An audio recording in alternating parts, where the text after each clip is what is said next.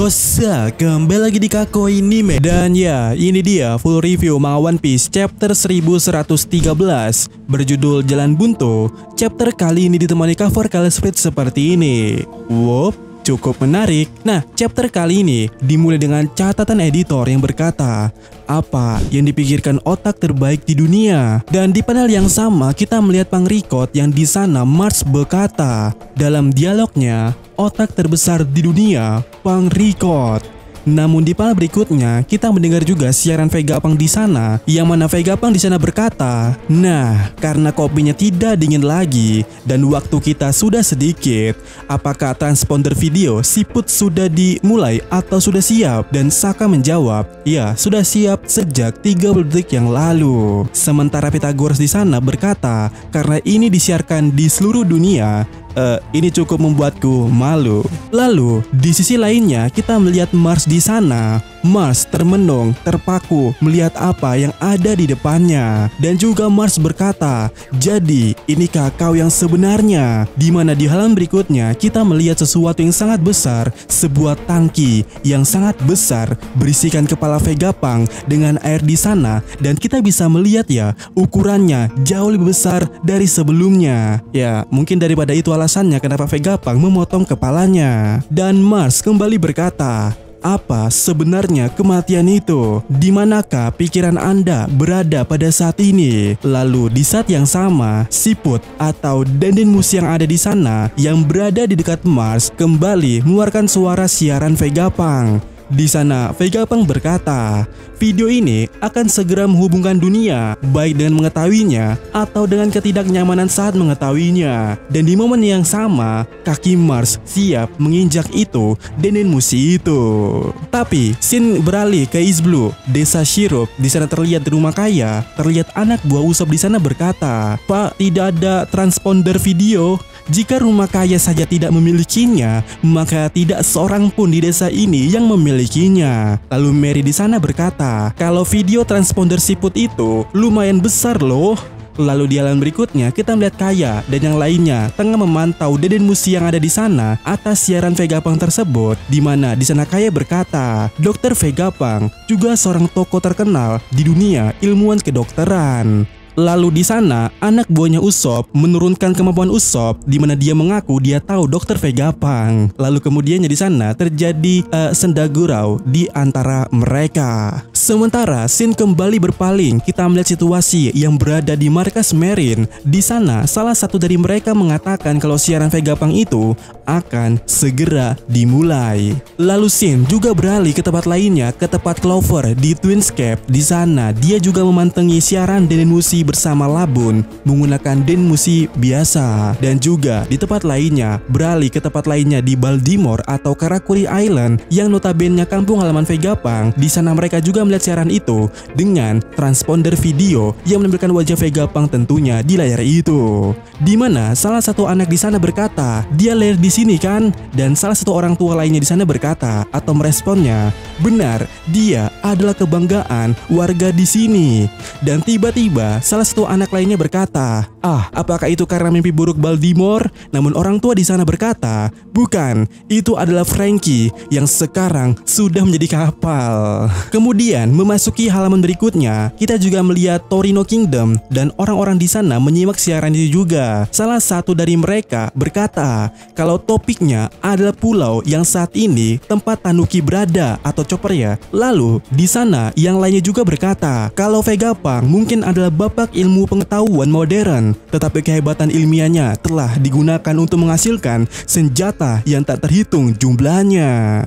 Lalu di panel berikutnya kita memasuki dunia baru. Di sana di Hachinosu para kroco bajak laut juga sedang menyaksikan atau mendengar siaran Vegapunk tersebut. Tetapi cukup berbeda. Tentu saja di sana terjadi keributan. Sementara itu di beberapa pulau lainnya juga terlihat menyimak itu sampai akhirnya kita kembali ke Egghead dengan pesan Vegapunk di sini yang dimana Vegapunk berkata, bisakah kau mendengar suaraku?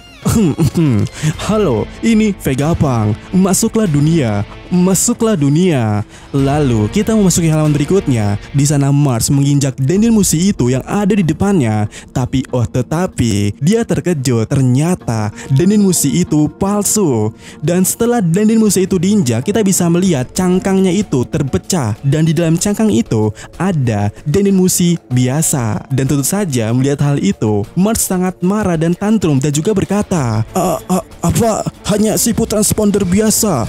Menyembunyikan saja tidak cukup. Kau bahkan membodohi kami. Beraninya kau, Vegapunk. Lalu setelah itu Mars keluar dari Punk Record dan memasuki wujud monsternya lagi.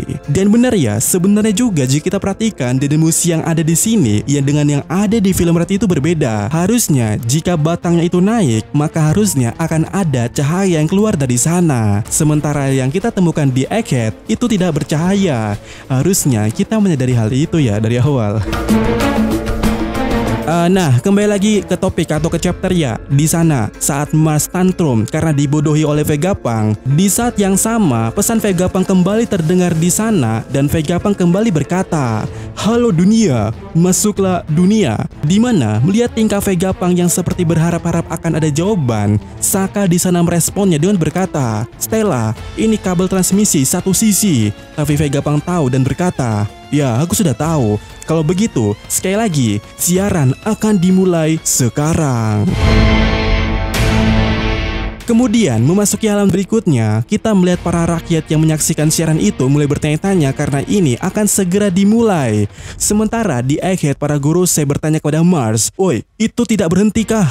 Mars dan Mars menjawab, "My bad, salahku." Dia mengambil tindakan pencegahan yang tak terbayangkan untuk memastikan bahwa siaran ini tidak dapat dihentikan. Kita tidak tahu apa yang dia ketahui dan apa yang akan disampaikan kepada dunia. Tetapi Yok mengatakan bahwa dia atau Vegapunk ini mewarisi penelitian Ohara. Lalu di part berikutnya, scene memperlihatkan Vegapunk yang digendong oleh Sanji di sana dan mereka tengah menuju tepatnya Bone. Dan di saat kemudiannya, Sanji juga berkata, "Aku mendengarnya. Aku bisa mendengar Bone-chan meminta bantuanku." Lalu di halaman berikutnya, di sana Sanji telah tiba di dekatnya Bone. Namun Sanji juga melihat Nasujuro berada di sana dan dia berkata, "Siapa itu?" Sementara di sana Nasujuro berkata, "Jawurli Bone, aku tidak akan menyerahkan kekuatan militer Marine kepadamu." Dan di sana Nasujuro siap menebas Bone. Namun di saat yang sama, Franky memasang badan dan menyuruhnya untuk mundur, menyuruh Bone untuk pergi dari situ. Tetapi secara tiba-tibanya Sanji berteriak dan berkata, "Tunggu, minggir Franky." Dan kemudian Sanji berkata, "Orang yang akan disukai oleh Bone-chan adalah aku."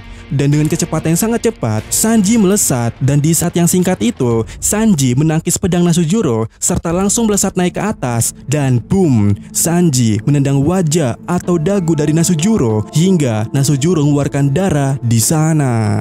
Yang mana kemudiannya Sanji berkata, "Jangan mengharapkan simpati terhadap orang tua dariku. Beginilah cara bajak laut bertarung." Lalu di halaman berikutnya, Nasujuro berubah menjadi Bakutsu kembali dan kemudiannya menggigit Sanji di sana. Sanji yang berada di udara tentu saja tidak bisa mengelak dan terkena gigitan dari Nasujuro tersebut. Yang mana Sanji keluarkan suara ak dan juga melepaskan Vegapunk dari genggamannya. Sementara itu di panel berikutnya, Bone yang melihat kejadian itu berteriak atas nama Sanji. Dan di belakang mereka kita bisa melihat sudah ada Kasi dan juga Oimoy berada di sana yang bersiap untuk membantu mereka. Dan boom, mereka berdua memegang Nasujuro di sana dan mampu melepaskan gigitan Nasujuro atas Sanji. Sementara itu, di halaman berikutnya kita melihat Atlas membawa pergi Vegapunk dari sana. Sembari di sisi lainnya kita melihat Bone telah bersiap dengan kuda-kudanya yang berkata, "Distorsi masa depan.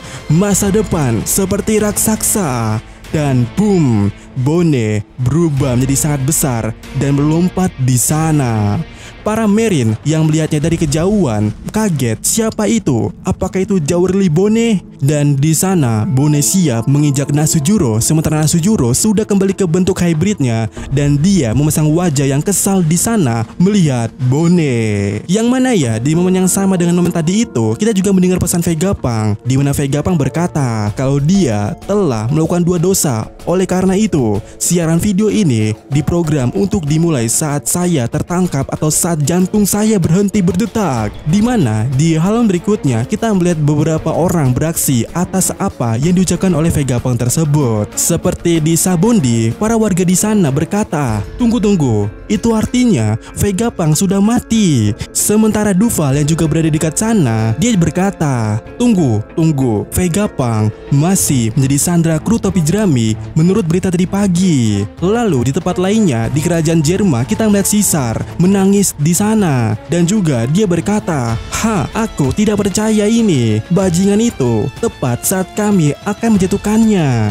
Sementara itu di tempat Morgans berada, Morgans terlihat kesal dan berkata, Oi, sekarang ini adalah acar. Siaran seperti ini akan membuat surat kabar gulung tikar. Ya, ibarat koran yang akan tergantikan dengan gadget. Dan di panel berikutnya, siaran Vegapunk ini kembali berkata, yang mana Vegapunk berkata seperti ini, "Tapi aku ingin kalian semua mendengarkan ini dan memahaminya. Siapapun yang menjatuhkan penilaian terhadapku, aku tidak akan mengecapnya sebagai orang jahat. Aku juga tidak akan membahas mana yang baik dan mana yang jahat. Aku tidak mengerti banyak tentang dia untuk melakukan hal itu." Di mana ya siaran itu juga membuat reaksi orang-orang yang berada di Labopes. Yap, di sana Saturn telah berada di tempatnya rombongan Nami dan yang lainnya. Dan di sana Saturn berkata, "Vegapunk."